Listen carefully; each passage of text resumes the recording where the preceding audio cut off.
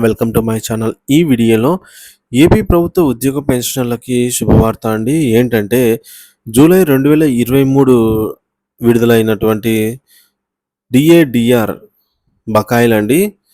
So అరియర్స్‌లో భాగంగా spell 1 బకాయిలైతే సెప్టెంబర్‌లో విడుదల కావాల్సి ఉంది. సో దీనికి సంబంధించిన పూర్తి తాజా సమాచారాన్ని అయితే ఈ వీడియోలో తెలుసుకోబోతున్నాము. వీడియోని ఎక్కడే కానీ స్కిప్ చేయకుండా ఎండ్ వరకు చూడండి. అప్పుడు ఇన్ఫర్మేషన్ పూర్తిగా అర్థమవుతుంది. వీడియో చూస్తున్న ప్రతి ఒక్కరు కూడా వీడియోకి లైక్ చేయండి. అలాగే ఈ వీడియోని తోటి ఉద్యోగ మిత్రులతో అయితే షేర్ చేయండి. కొత్తగా మన ఛానల్‌ను చూస్తున్న వారు సబ్స్క్రైబ్ చేసుకొని వారు ఎవరైనా ఉన్నట్లయితే దయచేసి మన ఛానల్‌ని సబ్స్క్రైబ్ చేసుకోండి. దీని ద్వారా నేను చేసే లేటెస్ట్ వీడియోస్ అన్నీ మీ వరకు రీచ్ అవుతాయి. ఇక ఆలస్యం చేయకుండా మన వీడియోలోకి అయితే వెళ్ళిపోదాము.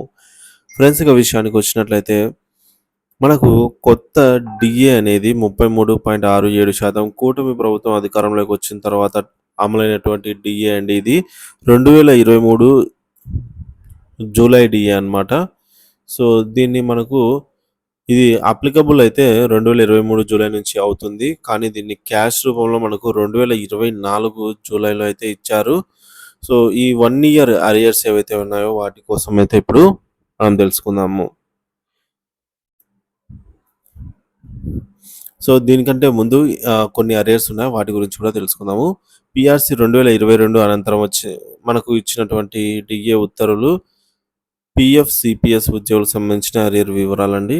సో జీఓఎంఎస్ నెంబర్ 66 ప్రకారంగా మనకు డిఏ అనేది 20 నుంచి 22.75కు చేరుకుందనమాట. దీనికి సంబంధించిన బకాయిలు సెప్టెంబర్ 23, అలాగే డిసెంబర్ 23, మార్చి 23. కానీ ఒక్క బిల్లు కూడా ఎనేబుల్ చేయలేదండి సిఎఫ్ఎంఎస్లో గత ప్రభుత్వం సంబంధించిన అరియర్స్. అలాగే నెక్స్ట్ జీఓఎంఎస్ నెంబర్ 113 ప్రకారంగా డేట్ మనం ఇక్కడ చూసుకోవచ్చు. డిఏ అనేది 22.75 నుంచి 26.39కి చేరుకుంది. దీనికి సంబంధించిన అరియర్స్ ఏప్రిల్ 2024, జూలై 2024, అక్టోబర్ 2024. కానీ ఇంతవరకు బిల్లులో పెట్టుకోవడానికి ఎనేబుల్ చేయలేదన్నమాట సైట్‌లో.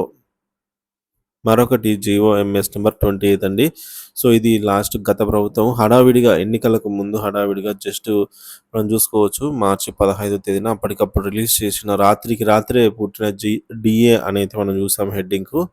సో దానికి సంబంధించిన డిఏ 26.39 నుంచి 30.03% వరకు అయితే డిఏ చేరుకుంది. ఇది మనకు దీనికి సంబంధించినటువంటి అరియర్స్ ఆగస్టు 2024, అలాగే నవంబర్ 2024, అలాగే ఫిబ్రవరి 2025. సో ఇది మనకు మార్చి 2024 నుంచి అప్లికబుల్ అయిపోయిందనమాట. సో ఐ థింక్ ఏప్రిల్ అనుకుంటా. సో దానికి సంబంధించి మనకు దగ్గర దగ్గర 18 నెలల వరకు అయితే బకాయిలు అయితే ఉన్నాయండి దీనికి సంబంధించి. ఇది కూడా బిల్ పెట్టుకోవడానికి ఇంకా ఎనేబుల్ కావాల్సి ఉందన్నమాట. ఇకపోతే మనం ప్రస్తుతం ఇక్కడ ఉన్నామండి. సో ఇది జీవో నెంబర్ 30 ప్రకారంగా మనకు ఇది కూడా సేమ్ డేట్ అండి. 28వ జీవో ఎప్పుడు విడుదలైందో అదే రోజే. సో డిఏ అనేది డిఏడిఆర్‌లో 30.03% నుంచి 33.67%కి అయితే చేరుకోవడం జరిగింది.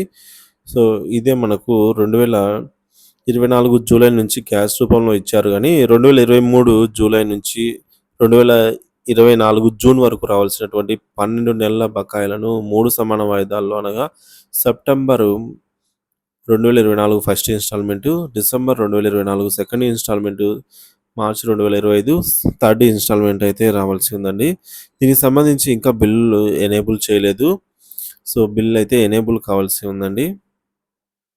సో పర్టిక్యులర్‌గా ఈ డిఏ అనేది ఈ జీఓఎంఎస్ నెంబర్ 30 ప్రకారంగా వచ్చిన డిఏడిఆర్ అనేది కూటమి ప్రభుత్వం అధికారంలోకి వచ్చిన తర్వాత మనకు ఇవ్వడం జరిగింది కాబట్టి దీనికి సంబంధించిన అరియర్స్ అయితే రావాల్సి ఉందన్నమాట.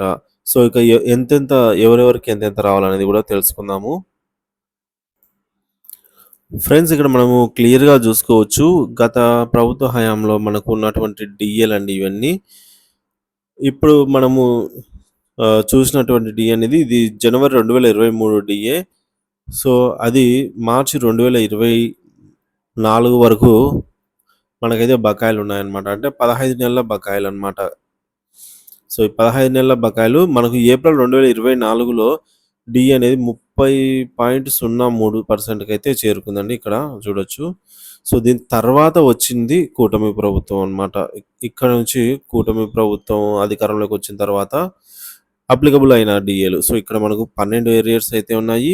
డిఏ అనేది 33.67% చేరుకుంది. ఎంత పెంచడం జరిగిందంటే, సో, మనకు 3.67% పెంచడం వల్ల, సో, 3.64% పెంచడం వల్ల అయితే 30.03 నుంచి 3.67% అయితే చేరుకోవడం జరిగిందనమాట.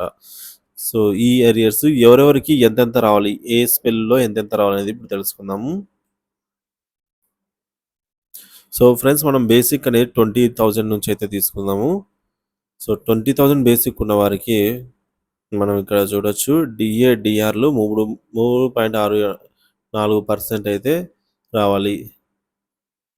సో, ఒక బేసిక్ పే అనేది మనకు 20,000గా ఉన్నప్పుడు, సో, ఒక నెలకు రూ. 728, 12 నెలలకు సంబంధించి అంటే 12 మంత్స్ అరియర్స్ అండి ఇవి.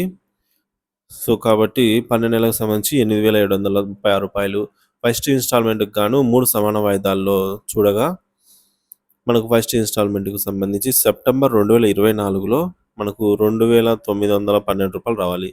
సో, అదే బేసిక్ పే అనేది 30,000 ఉన్నవారికి ఎంత రావాలో చూద్దాము. సో, బేసిక్ పే అనేది 30,000 ఉన్నవారికైతే రూ. 4,068 అయితే రావాల్సి ఉందన్నమాట. సో, అదే బేసిక్ పే 40,000 ఉన్నవారికి ఎంత రావాలో చూద్దాము. రూ.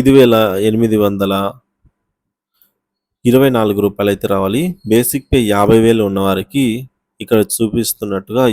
7,280 అయితే రావాల్సి ఉంది.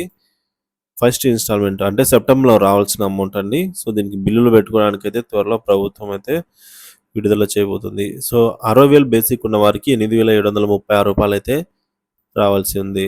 70,000 బేసిక్ పే ఉన్నవారికి రూ. 10,192 అయితే రావాల్సి ఉందన్నమాట. సో, అదే 80,000 బేసిక్ ఉన్న వారికి రూ. 11,648 రావాల్సి ఉంది. 90,000 బేసిక్ పే ఉన్నవారికి ఈ విధంగా రూ. 13,104 రావాల్సి ఉంది. రూ. 1,00,000 వరకు బేసిక్ ఉన్నవారికి రూ. 14,560 అయితే రావాల్సి ఉంది. 1,10,000 బేసిక్ ఉన్నవారికి రూ. 16,016 అయితే రావాల్సి ఉంది. 1,20,000 బేసిక్ ఉన్నవారికి ఈ విధంగా రూ. 17,472 రావాల్సి ఉంది.